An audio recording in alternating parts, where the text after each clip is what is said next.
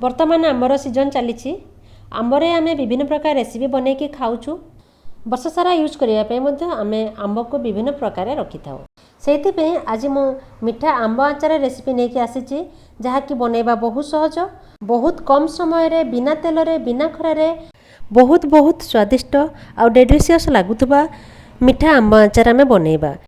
Hello friends मु तपस्विनी आपण मानू ए चैनल रे बहुत बहुत स्वागत। ताले आसंतु फ्रेंड्स आमे भिडियोटी आरंभ करबा। भिडियोटी आरंभ करबा आगर जदि आपण माने मो चैनल टी को सब्सक्राइब कर नांती ताले चैनल टी को सब्सक्राइब करी बेल आइकन दबाई ऑल मोड रे रखि दियंतु काहेकि ना जहाँ भी वीडियो मु अपलोड करी तार नोटिफिकेशन आपण मानक पाखक पहुँची जिवो।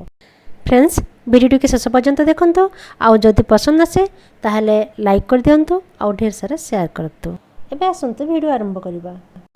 प्रथमे मु 1 किलो आंब को भल भाव में धोई देइछि आउ पोछि देइछि कारण एठारे जदि पानी रही जिवो ताले आचारटा जल्दी खराब हो जाए तेणु मु सबको पोछि देइछि।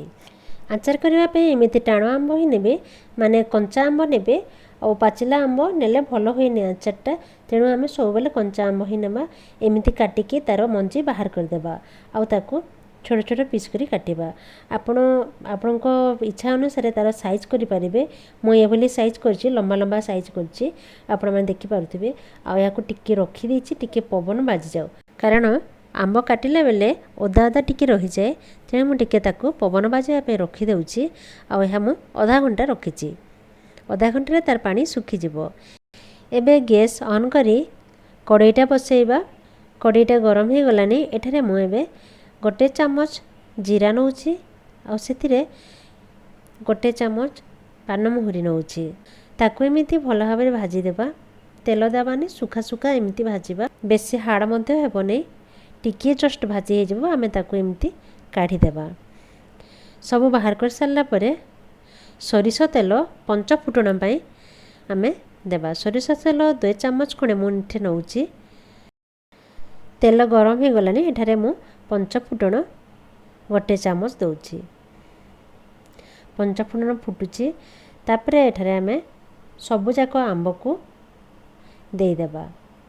आपण भाबुथिबे मु बिना तेल रे कहितिली किंतु तेल काहेकि देली तेल देली एठी पई जे 5 फुटण नहले सब फुटी पारिबो नै सेथि में जस्ट 5 फुटण फुटिया पे मु एठारे तेल देइछि।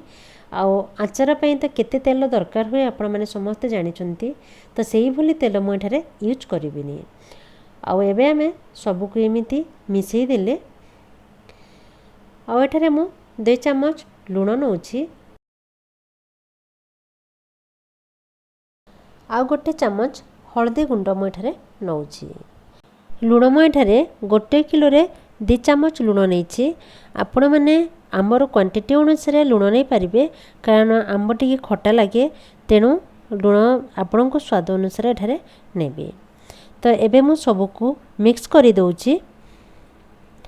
सब मिक्स हे सारला परे एठारे मु एबे गुड़ पकेबी। आंबरे चीनी किंबा गुड़ दिया जे एठारे मु गुड़ नउछि आ गुड़ नैछि आधा किलो। 1 किलो आंबरे आधा किलो भेली गुड़ मु एठारे नैछि। एबे गुड़ को पके दे आमे सब को एमिति मिक्स कर देबा। सब मिक्स हे सारला परे आपे पे सब गुड़ तरली जीवो। एबे आमे टिके ढांकुनी दे देबा।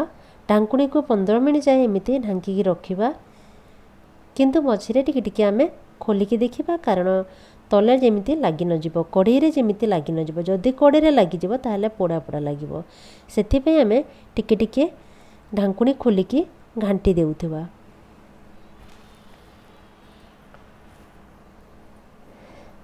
एबे 15 मिनिट हे गलानी आ मो ढांकुनी खोलुची देखंतु सब गुड़ तरली गलानी आ एबे घांटी देउची।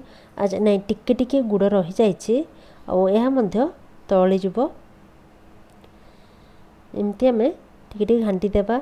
आंब सब सिझी गलानी एबे आउ ढांकुनी रो आवश्यकता नहीं कारण आंब बेसी सिझी गले फाटी जाई थे। एमती हल्का हल्का आमे घांटी देउथबा कारण तले जेमती लागिबोनी तले लागिगले पोड़ा पोड़ा लागिबो तेणु हल्का हल्का एमती घांटीबा। एठारे एबे 2 चामच लंका गुंड दउची